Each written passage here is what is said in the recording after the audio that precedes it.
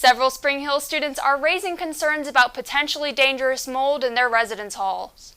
Spring Hill Now reporter Natalie Williamson has been investigating these claims and has this report.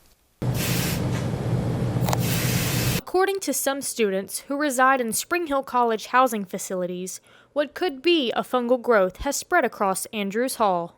When I was taking a shower one night after an exam, the wall started falling on me, and I immediately screamed Sam's name and was like, I don't know what's going on, and then it just started getting progressively worse. So the next day I went to urgent care and I had an upper respiratory infection. Berteau and Merritt also tested a sample of the alleged mold in their apartment and found that it was Stachybotrys mold, which is a type of black mold that are linked to allergic reactions, infections, and upper respiratory symptoms.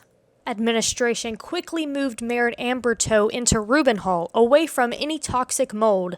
One day after moving, the roommates reported a maintenance employee had spray painted over mold. Aaron Foster, senior resident advisor, reported that his apartment in Andrews also had signs of potential fungus. I moved into this apartment back in April of 2022, and whenever I first moved in, I noticed a little bit of mold in my bathroom above my shower, but it didn't really get too bad until people started moving in above me. That's when a hole started to form in the ceiling and a lot of the peppercorn in my ceiling started to fall off. Foster placed a work order on October 3rd and maintenance repaired the hole in his ceiling 3 days later. Senior Brandon Bonvillian also reports what he says to be a fungal growth in his third-floor apartment in Andrews. I was the first person to move into our apartment this year, and as soon as I walked into the door, I smelled the horrendous odor of mold and water damage. I had put a trash can underneath one of the leaks, and in a matter of days it was almost completely full. Maintenance basically just painted over everything, and luckily the leaks started to stop.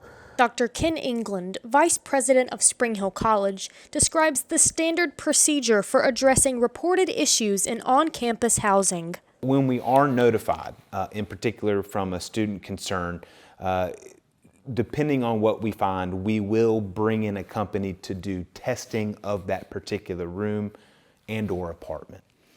Based on those results, what the levels are and whether they're considered to be safe levels that you would naturally see in certainly our environment and climate, or if it's above levels, we will make adjustments where we need to. So certainly prioritizing relocating students and then remediating the problem. A list that contained the names of more students who shared similar complaints regarding alleged mold was provided to Dr. England.